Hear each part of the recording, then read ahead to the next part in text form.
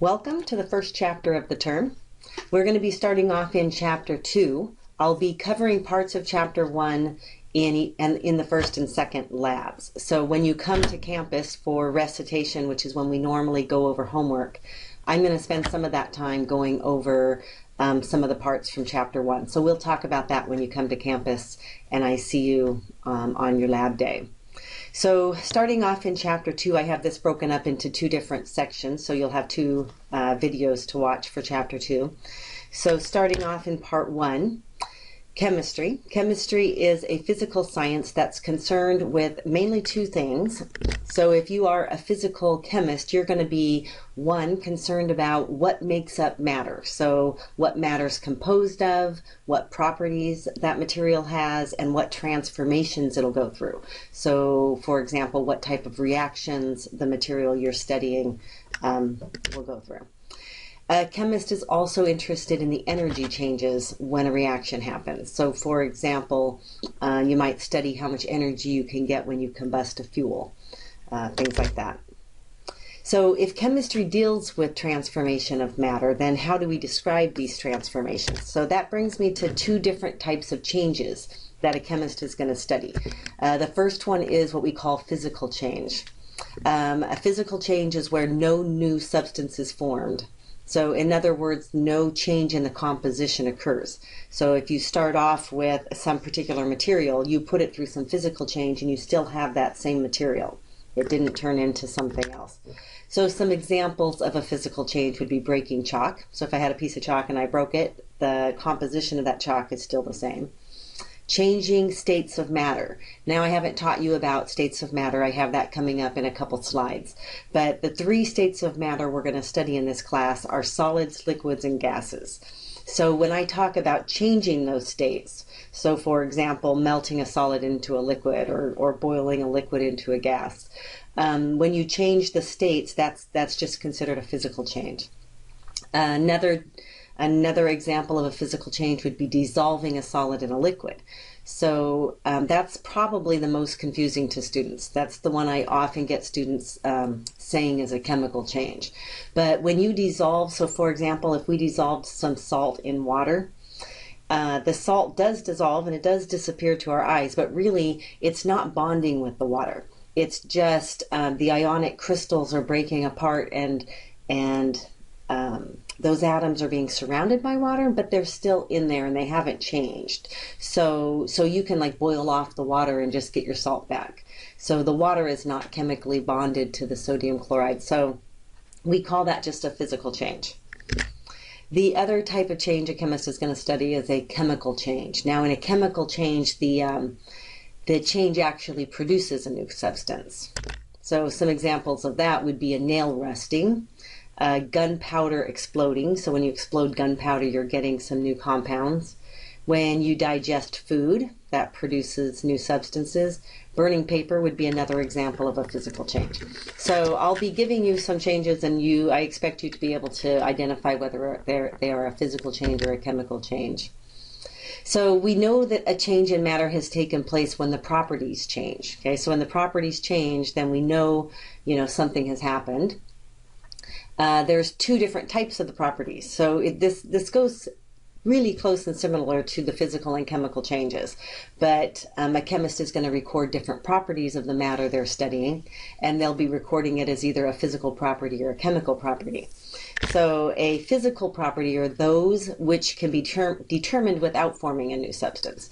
So for example, if you brought me some material that you had discovered out on a hike and you said, Bernadette, I would like you to analyze this for me. Let me know what this is made of. I might first start off by just recording some things about it. So for example, I might write down that it's a solid.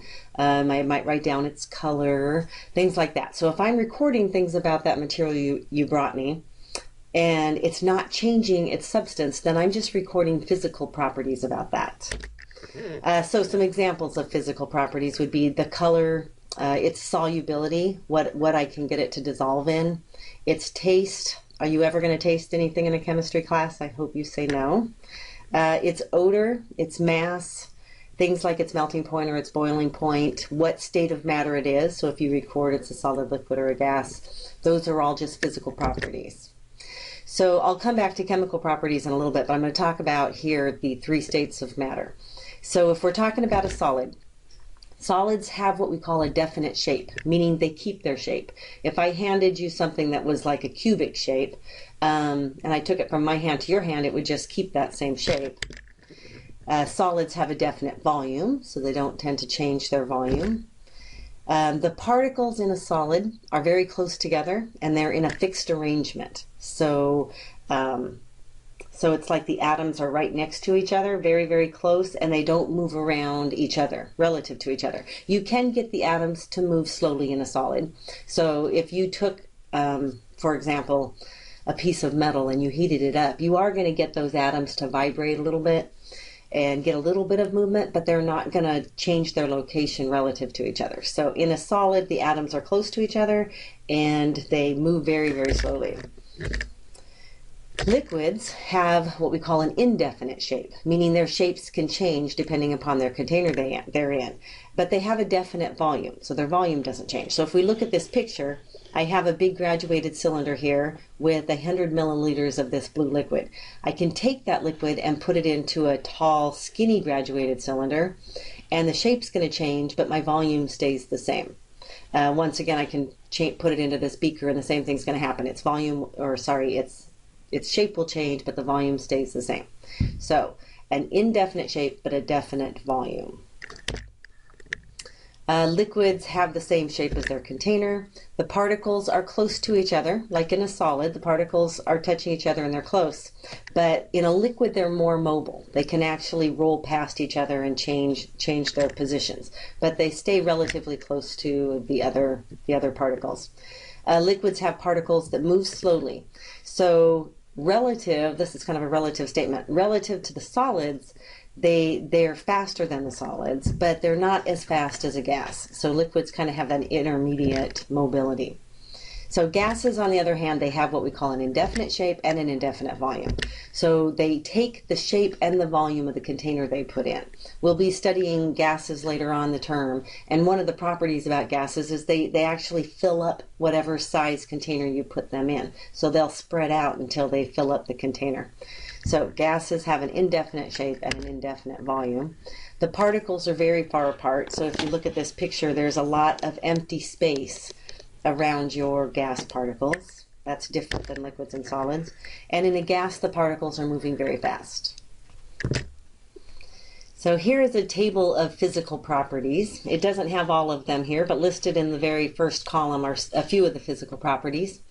So and then along the top we've got some different compounds. So what you may want to do, periodically through my lectures I'll have some what we call learning check problems and examples. I recommend as a student, whenever I get to one of those, pausing the video, going ahead and trying it yourself, and then restarting the video to see how you did. So here's an example where I've taken a table of some physical properties with some compounds, and I've left a few blanks. So if you want to try for the fun of it, just pause the video and see if you can do this. But the first blank I have here is for salt, and the physical property I've left blank is what is the state of matter at room temperature. So I think most of us are fairly aware of the fact that salt is a solid at room temperature. If I went down here to this blank, which is the solubility of water, is salt soluble in water? And the answer to that would be yes. Focusing on gold, I've got its melting point, its boiling point, which are fairly high. It is a solid at room temperature. It's fairly dense. We haven't talked about density yet. I'm going to cover that during our first lab.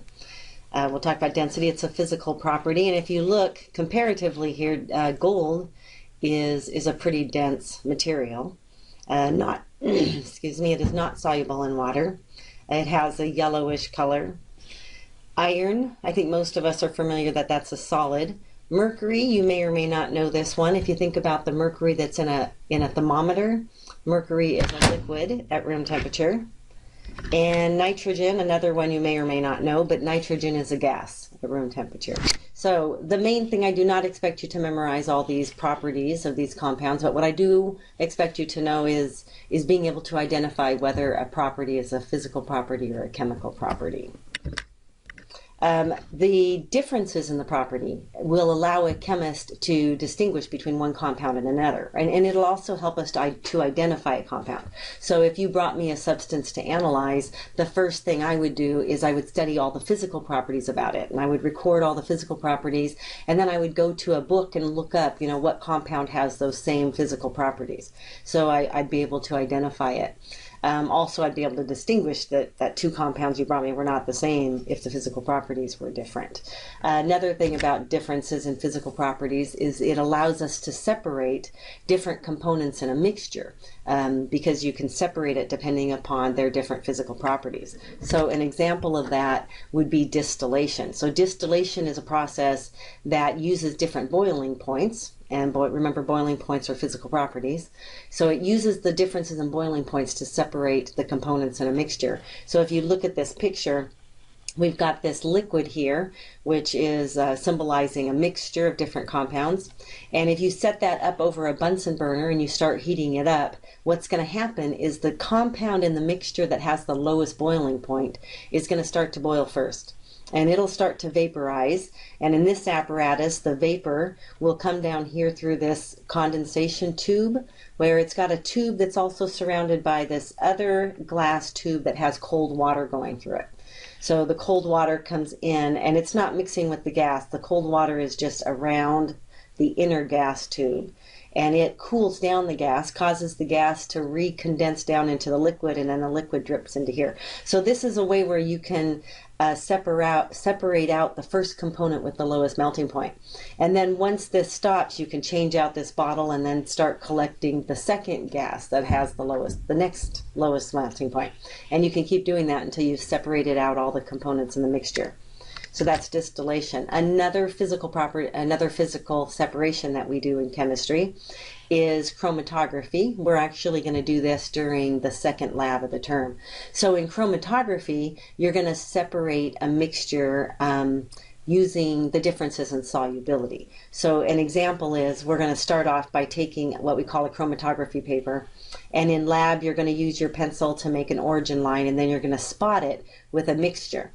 In this particular example, we can kind of pretend that this big black spot is like say an ink spot. So if you took like from an ink marker and you put it there, well, black ink is a mixture of a bunch of different colors. So let's say you take your black ink and you put your spot on here, and then I'm going to have you in lab put the very bottom edge of the paper in what we call an eluting solvent. So a solvent that will move its way up the paper. So similar to when you put a paper towel in water and that water wicks its way up, we call that capillary action in chemistry. So when the water moves up the paper towel, that's what's going to happen with the eluting solvent. It'll move up the chromatography paper. Well, depending upon the different solubilities of the different compounds inside this mixture, some of them are going to be very soluble in the eluting solvent, and they're going to move up the paper with the solvent.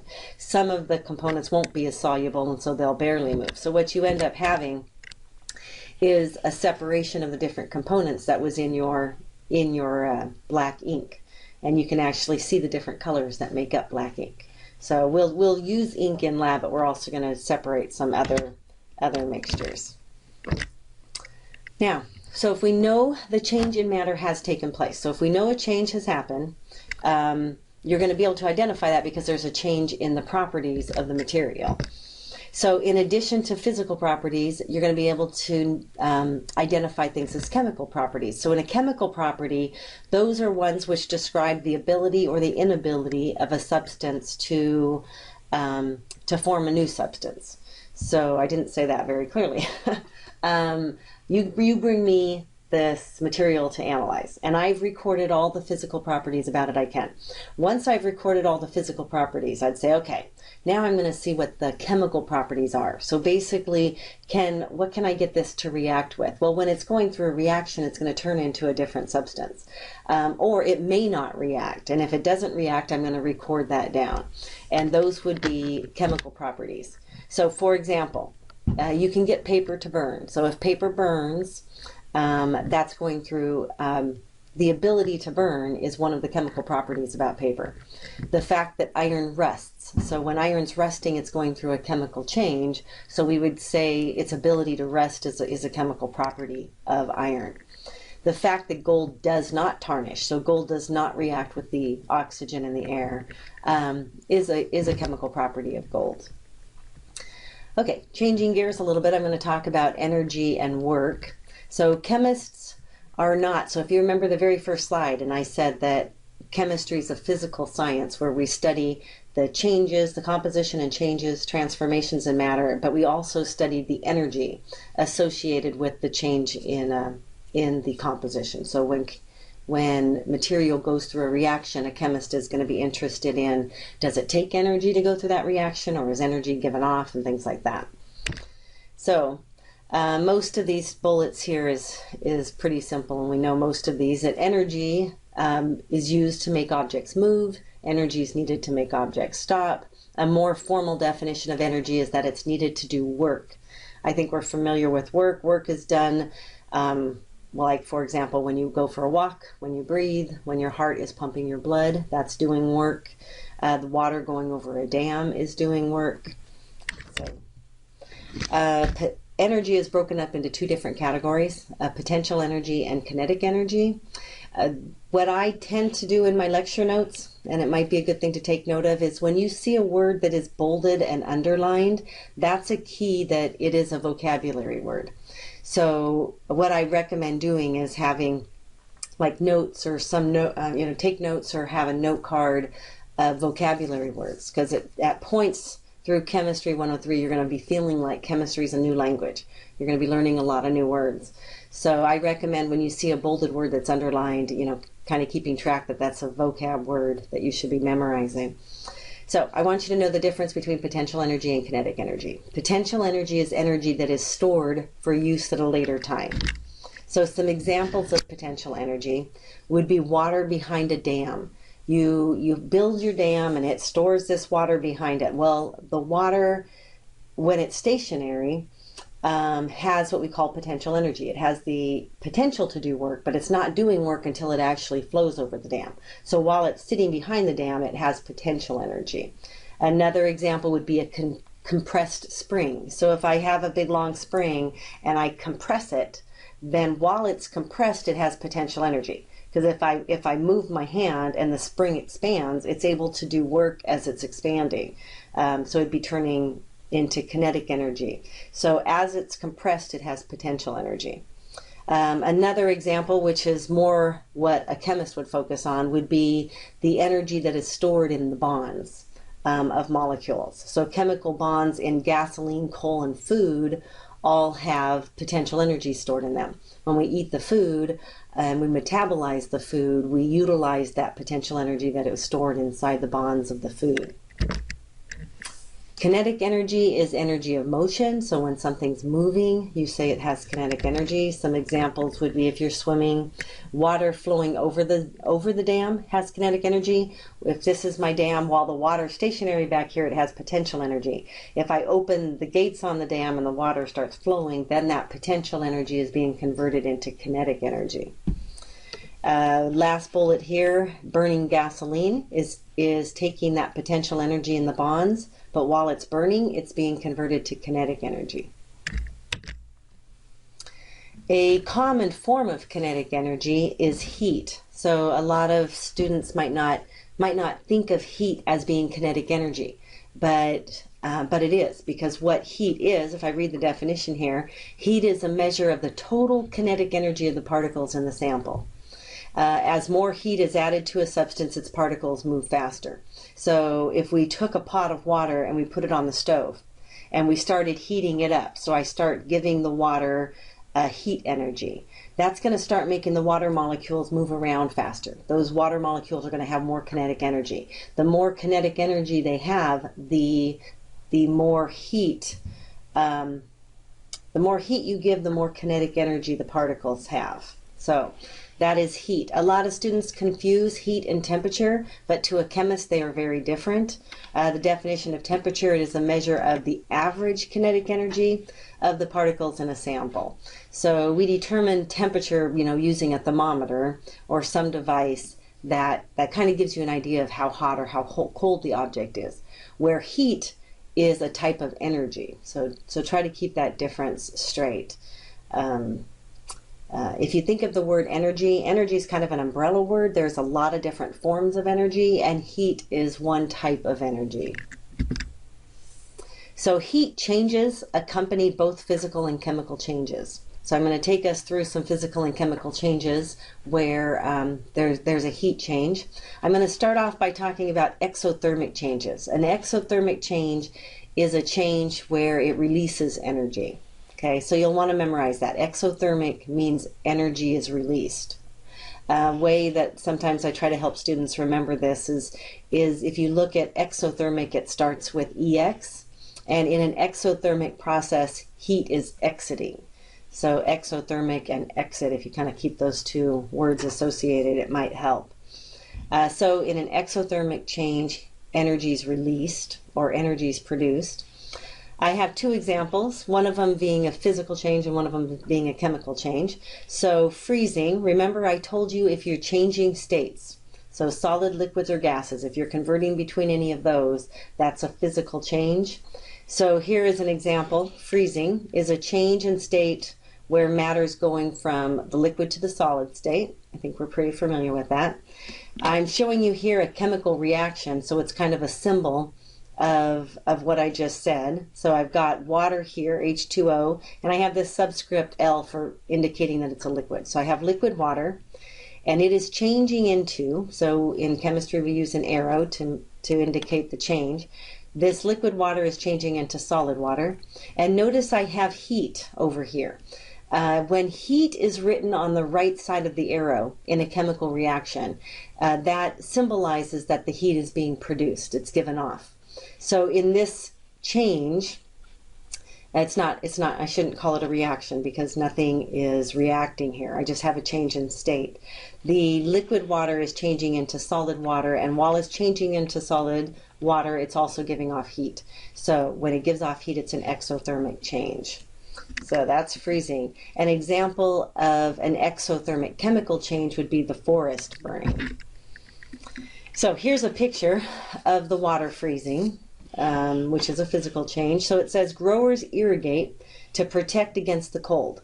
Since water releases heat to the trees as it's freezing, it warms the plants. So, that might seem odd. I remember as a kid, actually, I grew up near pear orchards, and I always found it fascinating when the weatherman says it's going to start to freeze, and the farmers are like, shoot, my trees are budding, and they would turn sprinklers on. And I always thought that was odd that you would turn sprinklers on when the weather is going to, the temperature is going to get down to where it's freezing.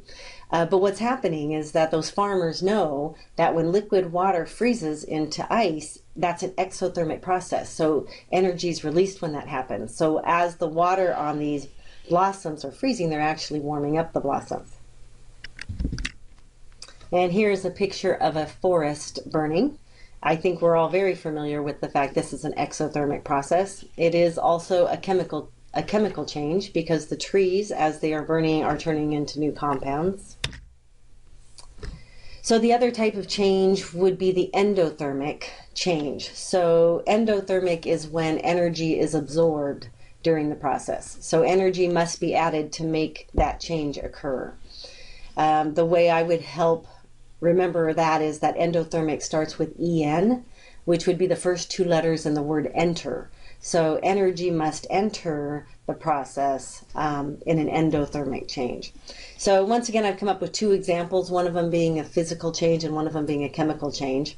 So remember, changes in states are physical change. So I have here vaporization, which is the change in state where matter is going from a liquid to a gas. So when we vaporize a liquid, that would be a change in state. I'm showing that using these formulas as symbols. So once again, I have liquid water, but this time I have it turning into vapor. Water is a vapor. And notice that heat is written on the left side of the arrow this time. So that's what a chemist is going to do to symbolize it's an endothermic reaction. Heat or energy had to be added to the liquid water to get it to turn into vapor. And so that would be a physical change. Focusing on the chemical change, that is endothermic, is the decomposition of water into hydrogen and oxygen. So here I just took up the first example. I had liquid water just changing into steam, which is water vapor. Notice that the bonds did not break. It stayed H2O the whole time. But down here, I can actually take more energy and actually get the water to break up into the hydrogen gas and the oxygen gas. Now, when I break the bonds, I'm making new compounds. So this is an example of a chemical change. It also is endothermic because I had to add energy in. I like this picture. It gives us a good visual of the vocabulary words that I want you to know. The next slide, I have all of these vocabulary words defined for you. But not only do I want you to know their definition, but I want you to know whether they're endothermic or exothermic. So in this picture, red means heat's absorbed, so you have to put heat in to get that process to occur. And blue is that heat is released, so it's exothermic. So you might actually want to write this on the slide. That blue is exothermic, red is endothermic. So I think we're all familiar with when the snowman melts. When it goes from the solid to the liquid, we call that melting. When liquid goes to a solid, we call that freezing. So energy is absorbed to melt the snowman, usually from the sun. The sun comes out, warms up, and the snowman melts. And energy has to be pulled out of the liquid water to get it to turn into solid water. So go ahead and study this slide. I have the definitions here on the following slide, so I'll let you go ahead and read these ones just yourself. Freeze drying is an interesting process. I don't know how many of you are familiar with this, but you can actually change the freezing or boiling points of substances if you change the vapor pressure. So we're not going to get into that in this class, but you can actually, I am going to want you at one point to memorize that the freezing point of water is 0 degrees Celsius and the boiling point of water is 100 degrees Celsius. Well, if you change the pressure, you can actually change those boiling and freezing points. You can also change, so for example, you can get water to, instead of just melting, where it goes from a solid to a liquid, you can get water to sublime, do sublimation, go directly from a solid to a gas.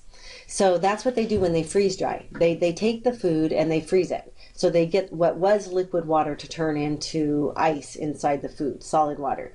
And then they change the pressure to where the ice will actually sublime and go directly to a gas, and it misses that liquid phase. So when that happens, you're left with a light, fluffy, airy, dried food when you freeze dry. I won't test you on that. That was just some side trivia that I thought was interesting. Heat changes. So just as other measurements have units, okay, so we're going to talk a lot about that in lab, measurements and the correct unit you put to the measurement. So for example, if I told you that something was 2 inches, the unit inches hopefully brings to mind that I must be measuring the distance or the length of something. So the unit is very important. It gives you an idea of what it is that's being measured. Well, heat or energy is the same thing. It has particular units that I want you to know and associate them with energy. So just as other measurements have units which tell us what type of measurements being made, so do heat changes measurements have units. So the standard unit of heat change in the metric system is the calorie, which is abbreviated lowercase cal. So I want you to know that. The calorie has the abbreviation cal. In the SI system, we use the SI system. I haven't talked about it much yet. I'll talk about it just a little bit in lab. I don't expect you to memorize what the SI units are. Just for the sake of this example, it is a type of unit system that we use in sciences. So the SI system uses the joule as a unit of energy. So that is all I really expect you to know. That if you see the capital J, which is the abbreviation for joule, if you see a capital J after a number, I want your brain to say, oh, this must be an energy, because capital J stands for joule, and a joule is a type of energy. It turns out that there's a little more than 4 joules to every 1 calorie. So we'll be using this as a conversion factor. You don't have to memorize it. I'll give it to you. So 4.184 joules to 1 calorie. In the English system, which we're not going to be using in a science class at all, but in the United States, you might come across a number followed by the word BTU. BTU stands for British Thermal Unit, which is just a unit of energy. 1 calorie is defined as the amount of heat it takes to raise 1 gram of water 1 degree Celsius. So the scientist that actually defined the calorie took a gram of water and started heating it up. So he started putting heat in it, and he waited until the temperature rose 1 degree. So the amount of heat that it took to take that 1 gram of water and raise the temperature 1 degree Celsius is what we call a calorie. So I'm trying to give you kind of a visual about how much, a calorie is in your mind. When we talk about food calories, things get a little bit different. Notice that the calorie has a capital C. So when you're reading a food label and it talks about how many calories are in it, you're going to notice that it has a capital C. That is different than a calorie with a lowercase c. Okay? It turns out that a food calorie is 1,000 of the calories that we defined above. So if I said that it takes 1 calorie, well, that won't be a good example. If you are reading your food label and you're like, oh, this yogurt only has 90 calories, this is really good. Keep in mind that it's really 90,000 calories if we're talking about calories with the lowercase c. We also, instead of saying 1,000 calories, we will say that it has 1 kilocalorie. So in Lab 2, the second week of class, we're going to go through the metric system and we'll talk about what a kilo means. But for now, know that 1 kilocalorie is the same thing as 1 calorie if it has a capital C. So the caloric food values. So food has a certain amount of calories stored in the bonds. So the caloric or energy values of food indicate the number of kilocalories that can be provided by 1 gram of each food. So it turns out that 1 gram of carbohydrate is going to yield 4 kilocalories of energy. 1 gram of fat is going to give you 9 kilocalories of energy. So fat is actually a good source of energy. Protein, for every 1 gram of protein you eat, your body can utilize 4 kilocalories of energy. So here's an example that we'll do together. It says, or maybe what you want to do is pause the video and see if you can answer this one. Based on these values, the values I have above, how many kilocalories of energy are provided by a 3-ounce piece of chicken that has no skin, and it contains 3 grams of fat and 20 grams of protein, and it doesn't have any carbohydrates? So see if you can answer that. I'm going to grab my marker here. Pen. See if I can find my pen. There we go. Okay, so it tells me that I've got 3 grams of fat. So if I find my fat here, I'm just going to use this space here. If it's got 3 grams of fat, and I know right here that fat yields 9 kilocalories per every 1 gram of fat, then this is what I'm setting up here is what's called factor label, a factor label method. I'm going to teach you this in the first lab where the units are going to cancel and we're going to get the unit we're looking for. So I'm wondering, the question says how many kilocalories of energy. So I'm trying to get an answer in how many kilocalories. So 3 times 9 is 27. So if I have 3 grams of fat, I can expect to get 27 kilocalories of energy from that. And then the problem tells me I've got 20 grams of protein. So if that's protein, and over here I'm telling you that you get 4 kilocalories of energy for every 1 gram of protein. So the grams cancel, and I'm left with 80 kilocalories of energy. So from this chicken total, I get 107 kilocalories of energy. So you actually can come up with a good estimate of your energy in your food based on this. So you are going to have some homework problems where you have to do just this. So I expect you to memorize these conversions, how many kilocalories per gram, depending upon the carbohydrate, fat, or protein content in the food. So let's go ahead and see how we did. Let's find the chicken right here, no skin, 3 ounces. And we came up with 107, which is pretty close to the 110 that they're recording when you do rounding. All right. Well, this is where we're going to stop the first part of chapter 2. So go ahead and take a break and then come back and watch the second half of the chapter.